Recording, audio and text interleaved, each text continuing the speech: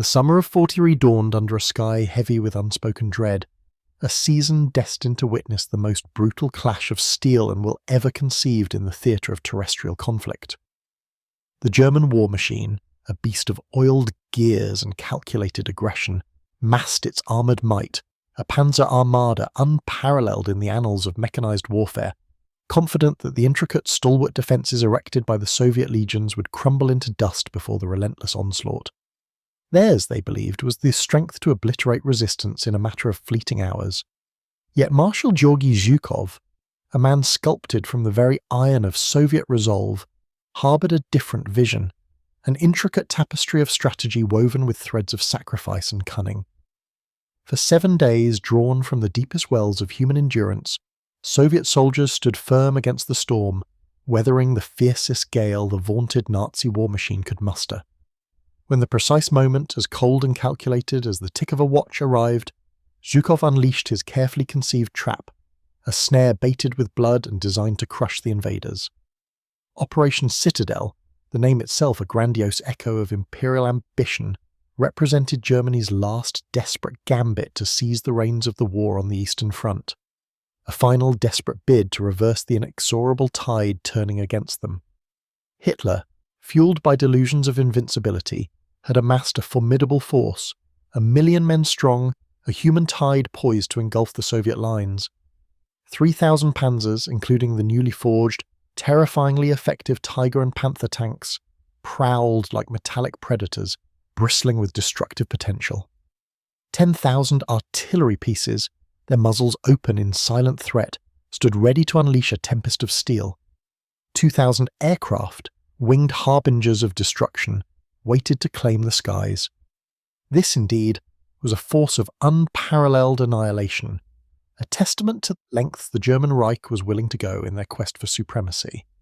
The objective, stark and brutal in its simplicity, was to encircle and utterly destroy the Soviet forces entrenched within the Kursk salient, to carve a gaping wound through the enemy lines, and in doing so reclaim the strategic initiative lost in the wake of the Stalingrad catastrophe, a defeat that had sent tremors through the very foundations of Nazi power. Elation rippled through the ranks of the German generals. They believed with unwavering conviction that they had learned from the costly errors of the past. This time, they boasted, they possessed the technological edge. Their new weapons, symbols of German ingenuity, would prove decisive. This time, they were certain they would crush the Soviets once and for all, reducing their resistance to a footnote in the history of conquest. Yet, dissenting voices, however strategically sidelined, echoed through the halls of power. General Heinz Guderian, a master of armoured warfare, a visionary steeped in the brutal pragmatism of the battlefield, had issued stark warnings. His counsel, a cold draught of reality, was largely ignored. He argued with a chilling prescience that launching the offensive was madness, pure folly. The Soviets, he insisted, were not blind.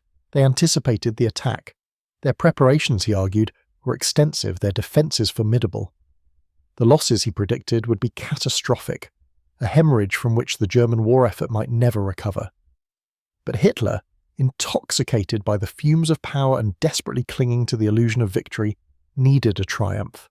He needed, with a fervour bordering on mania, to demonstrate to the world, and perhaps more importantly to himself, that Germany remained unconquerable, a bastion of might in a world teetering on the brink of chaos.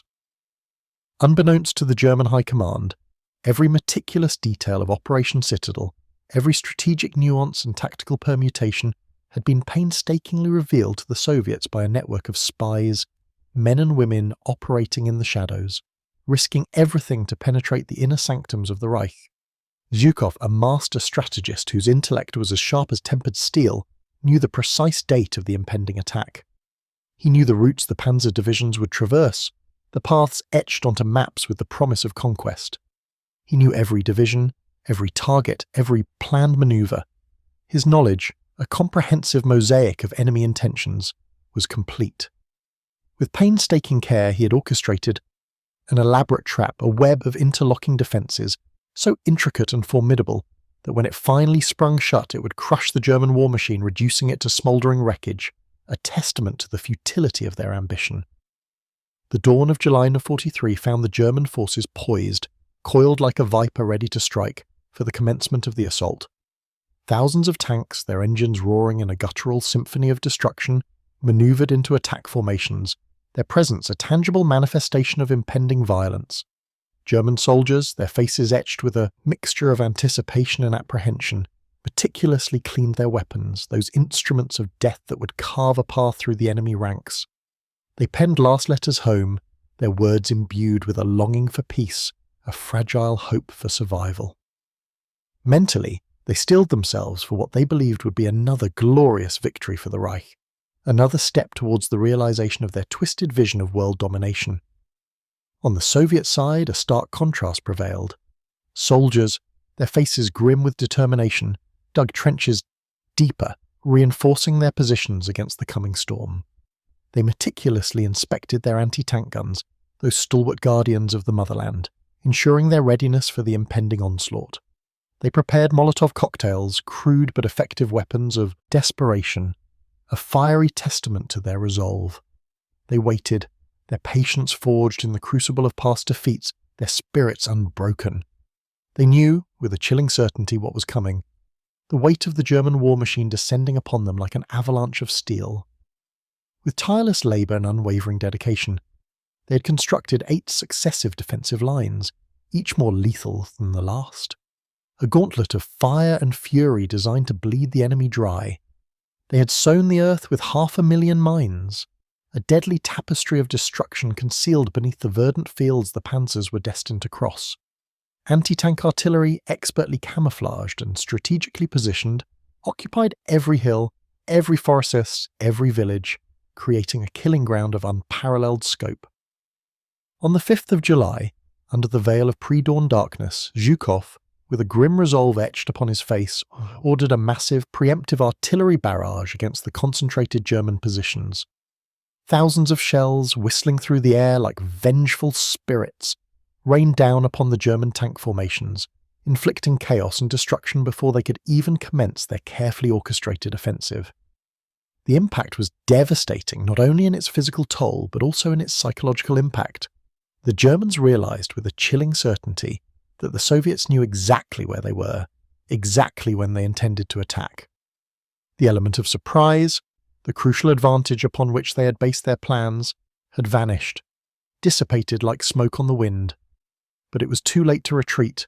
The wheels of war were already turning, grinding relentlessly towards their inevitable destination. Hitler, in his bunker, gripped by an insatiable hunger for victory, had issued the order to attack. The attack, therefore, must be executed, regardless of the cost. At 5:30 in the morning, as the first rays of dawn painted the sky with hues of pale grey and ominous orange, Operation Citadel officially commenced. 3,000 panzers, their engines roaring in defiance, advanced in a formidable formation against the prepared Soviet lines. The cacophony of engines was deafening, a mechanical thunder that drowned out all other sounds. The earth trembled beneath the weight of so many machines of war, moving in terrifying unison. German infantry, their faces hardened by years of combat, advanced behind the tanks, bolstered by a false sense of security, confident that the Soviet defences would collapse within minutes under the sheer weight of their armoured assault. But what they encountered was a carefully prepared inferno, a killing ground meticulously designed to exact a terrible price. The leading panzers, as they advanced onto the minefields, began to explode almost immediately, their steel hulls ripped apart by the devastating force of the buried charges. Dozens of tanks were immobilized, their tracks destroyed, effectively blocking the advance of those that followed, creating a tangled mess of burning metal and twisted wreckage. Soviet anti-tank guns, cleverly concealed in expertly camouflaged positions, opened fire with deadly precision, penetrating the armour of the panzers from angles the German crews had never anticipated. Soviet soldiers, emerging from camouflaged trenches with flamethrowers and Molotov cocktails, attacked the German tanks in desperate close-quarters combat, turning the battlefield into a chaotic scene of fire and destruction. The first day of battle was a carnage, a brutal testament to the ruthlessness of modern warfare. The Germans managed to advance only a few kilometres at a terrible cost. Every metre of ground gained was purchased with the destruction of multiple tanks, the lives of countless soldiers. German commanders, witnessing the unfolding disaster, began to harbour doubts. This was not what they had planned, not the swift, decisive victory they had envisioned. The Soviet defences, rather than crumbling under the weight of their armoured assault, stood firm, an unyielding bulwark against their advance. Each hill, each village, each trench became a fortress, a bastion of resistance that had to be conquered with blood and sacrifice. The second day proved even worse than the first.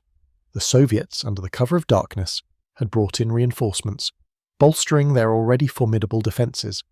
New artillery units, expertly concealed, opened fire from positions the Germans had failed to identify, raining down a relentless storm of shells upon their advancing columns. Soviet aviation, emboldened by the resilience of their ground forces, began to strafe and bomb the German tank columns with anti-tank bombs, adding to the already chaotic scene. German Stukas, attempting to provide desperately needed air support, were intercepted by Soviet Yak fighters and Legion fighters, engaging in ferocious dogfights high above the battlefield. The sky above Kursk became a deadly ballet of fire and steel, filled with burning aircraft falling like metallic shooting stars, their fiery trails marking the demise of both men and machines. On the third day, a terrifying realization dawned upon the German forces. They had penetrated only the first line of Soviet defences. 7 more lines remained, each stronger and more formidable than the last. An escalating gauntlet of fire and destruction. German soldiers, their morale wavering under the relentless pressure, began to understand that they had been lured into a trap, a carefully crafted killing field designed to bleed them dry. Zhukov, rather than attempting to defend Kursk by evacuation or retreat, was allowing the Germans to bleed themselves dry against meticulously prepared defences, patiently waiting for the perfect moment to launch his counterattack. By the fourth day, the German panzer divisions had lost nearly 30% of their tanks. Soldiers, exhausted, sleep-deprived, fought constantly without respite, their nerves frayed, their bodies pushed to the absolute limit. Supplies crucial to sustaining the offensive began to dwindle. German supply lines, stretched thin and vulnerable, were constantly targeted by Soviet partisans operating behind enemy lines. Every ammunition truck, every fuel tanker that managed to reach the front had survived ambushes and aerial attacks, a testament to the desperate need and the perilous journey required to keep the offensive alive. The fifth day brought a new wave of despair. Hitler, enraged by the slow pace of the advance and blind to the realities on the ground, ordered his generals to accelerate the attack, regardless of the losses. The SS divisions, fanatically loyal and driven by ideology, were thrown into the attack with orders to break through the Soviet lines at any cost, a desperate gamble to salvage the failing offensive. The Tiger and Panther tanks, the most powerful tanks in the world at that time, advanced in a massive formation towards the Soviet positions, an unstoppable tide of steel and firepower. They seemed invincible, impervious to any resistance. But the Soviets, with characteristic patience and strategic foresight, had a final surprise in store for them. They had held their best tank units in reserve, patiently waiting for exactly this moment, the critical juncture where the fate of the battle would be decided. When the SS divisions penetrated deep into the Soviet defences, Zhukov, with a decisive command, ordered the counterattack. Thousands of Soviet T-34 tanks emerging from hidden positions ambushed the German panzers from the flanks, turning the battlefield into a chaotic melee of metal against metal, explosions, screams, soldiers burning alive inside their tanks. The fighting devolved into a brutal close-quarters brawl, a desperate struggle for survival where courage and determination were the only weapons that truly mattered. The sixth day marked a pivotal shift in the course of the battle, a turning point that would ultimately seal the fate of Operation Citadel. The Germans had managed to advance to the outskirts of Prokhorovka, a small town that would become the stage for the largest tank battle in human history. The German panzer divisions, battered but unbowed, regrouped for a final assault, a desperate push to break through the Soviet lines and achieve their objective. It was all or nothing, a do-or-die moment that would determine the outcome of the entire offensive. Zhukov knew that this was the decisive moment. If the Germans broke through at Prokhorovka, months of meticulous preparation would have been in vain. The sacrifices of countless soldiers would have been for naught. He ordered General Pavel Rotmistrov's 5th Guards tank army to march through the night, pushing their machines and men to the absolute limit, to reach Prokhorovka before the Germans could consolidate their position. 800 Soviet tanks, their engines straining, advanced through the darkness without lights, navigating by the stars and compass, racing against time and the relentless advance of the enemy to reach the impending battlefield. The seventh day dawned with a thick fog blanketing the fields around Prokhorovka, shrouding the landscape in an ethereal veil. German commanders, their visibility limited to mere meters, struggled to assess the situation. Their tanks, positioned in attack formation, idled, awaiting the dissipation of the fog to commence their final assault.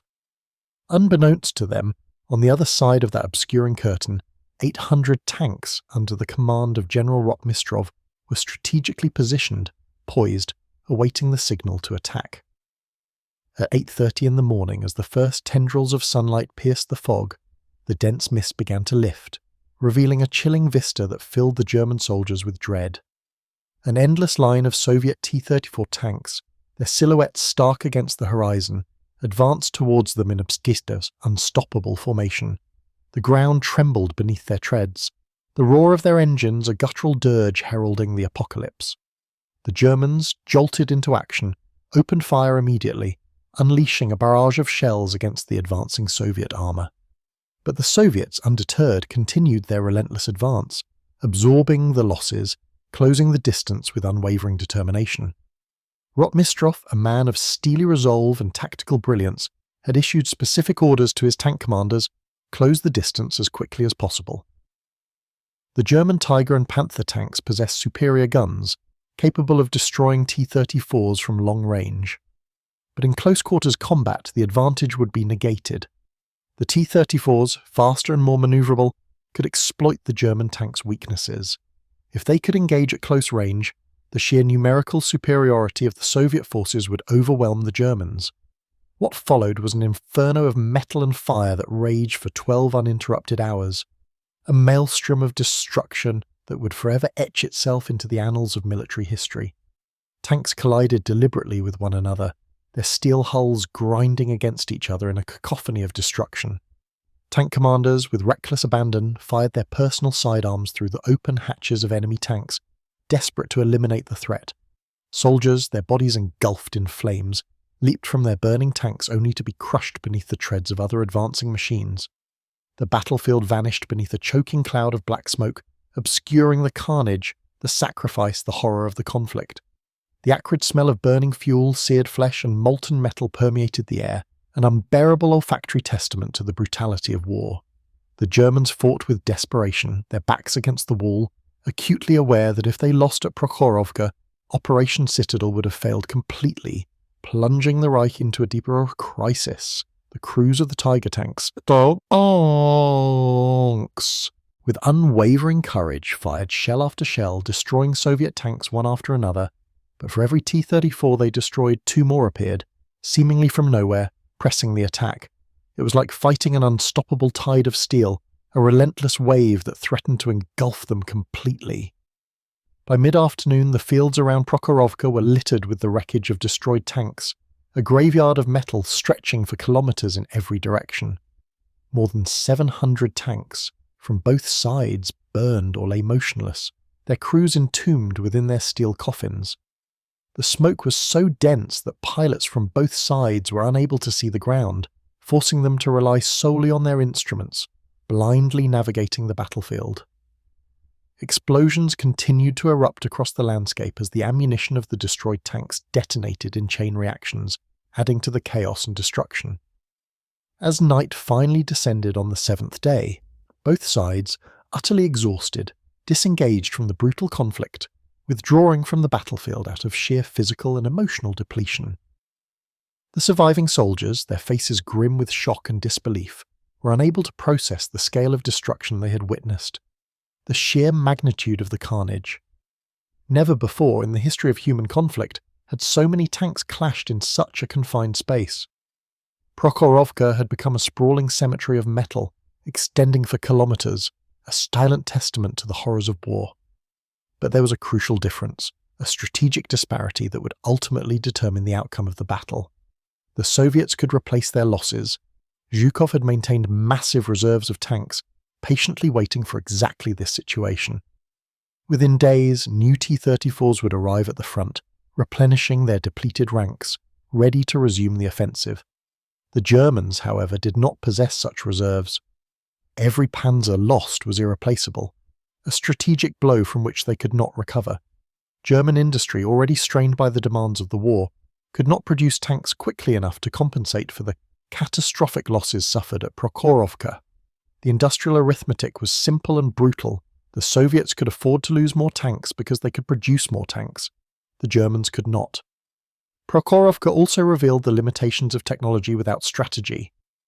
The German Tiger and Panther tanks, while technically superior to the Soviet T-34s, possessing better armour, better guns and better optics, found their advantages neutralized in the context of the battle. The superior numbers of the Soviets, combined with their tactical doctrine of closing the distance quickly, effectively nullified the technological superiority of the German tanks. It was a lesson that military strategists would study for decades to come. The best weapon in the world is useless if it is in the wrong place at the wrong time. The months following Kursk saw the Soviets liberate city after city, territory after territory, driving the German forces westward. Each victory fueled the next. The strategic momentum was now irreversibly with the Soviets. The combat experience gained at Kursk had transformed the Red Army into a seasoned and lethal war machine. For Zhukov personally, Kursk represented the validation of his military theories. He had faced criticism from other Soviet generals, who had advocated for launching preemptive offensives against the German concentrations. Zhukov had remained steadfast in his belief that the best strategy was to allow the Germans to attack first, to bleed them dry against prepared defences, and then to launch a decisive counterattack. He had risked his career and reputation on this strategy, and he had been proven right. Stalin, deeply impressed by the victory, granted Zhukov increasing authority in the planning of future operations. Soviet propaganda exploited the victory at Kursk to the fullest extent. Films, songs, posters celebrated the triumph over the fascist invaders, bolstering national morale and fueling the war effort. The message was clear. The Soviet people were invincible when they fought for their homeland. Civilian morale soared. Factories increased their production. Civilians endured hardships with renewed purpose, knowing that their sacrifices were contributing to victories like Kursk. On the German side, propaganda attempted to minimize the disaster, portraying it as a strategic withdrawal or a tactical regrouping. But the German soldiers, returning from the Eastern Front, told a different story. They spoke of endless fields covered with the wreckage of destroyed tanks, of the ferocity of the Soviet soldiers, of the impossibility of winning the war. These stories, filtering through the German civilian population, eroded faith in the final victory and contributed to a growing sense of despair. The Western Allies, still preparing for the invasion of France, followed the Battle of Kursk with intense interest. The Soviet victory meant that the Wehrmacht would have to keep the majority of its best divisions tied down on the Eastern Front, making the eventual Allied invasion of France considerably easier. Churchill and Roosevelt sent messages of congratulations to Stalin, further strengthening the anti-German alliance. For military strategists around the world, Kursk provided invaluable lessons about modern armoured warfare. The armies of dozens of nations studied the battle, attempting to understand what had worked and what had failed. The tactics developed at Kursk would influence tank design and military doctrine for decades to come. Today, more than 80 years later, the fields around Prokhorovka remain scarred by the remnants of the battle. Despite decades of clean-up efforts, fragments of tanks, unexploded ordnance, and, occasionally, the remains of soldiers who were never recovered are still found. Memorials mark the sites of the fiercest, fighting, silent tributes to the men and machines that clashed there. Veterans from both sides, now elderly men, occasionally gather at these sites, sharing memories of the battle that defined their lives. The Battle of Kursk, and particularly the clash at Prokhorovka, represented more than a military victory. It marked a fundamental shift in the balance of power in World War II. It demonstrated that the Third Reich could be defeated, that their ambitions of conquest were not invincible. It gave hope to millions of people living under Nazi occupation, accelerated the eventual collapse of the German war machine, and cemented Zhukov's reputation as one of the greatest military commanders of the 20th century. The 7 days of resistance at Kursk became a symbol of Soviet determination against overwhelming odds, facing the best equipment and the best troops that Germany could muster. The Soviet soldiers had held their positions, absorbing terrible punishment, witnessing the deaths of their comrades in horrific numbers, but they had not retreated. And when the moment for the counterattack arrived, they had fought with a ferocity that surprised even their most experienced enemies. Zhukov's strategic patience had been vindicated completely. He had waited 7 days, allowing the Germans to exhaust themselves, waiting for the perfect moment to strike. And when he finally unleashed his counterattack at Prokhorovka, the impact was devastating. 40,000 German soldiers killed, wounded, or captured, hundreds of tanks destroyed. An offensive that was supposed to change the course of the war turned into a disaster that effectively did change it, but in the opposite direction. This is the story of how patience triumphed over aggression, of how preparation overcame technology, of how the determination of ordinary soldiers changed the course of world history. It is the story of 7 days that saved the world from fascist domination. It is the story of Kursk.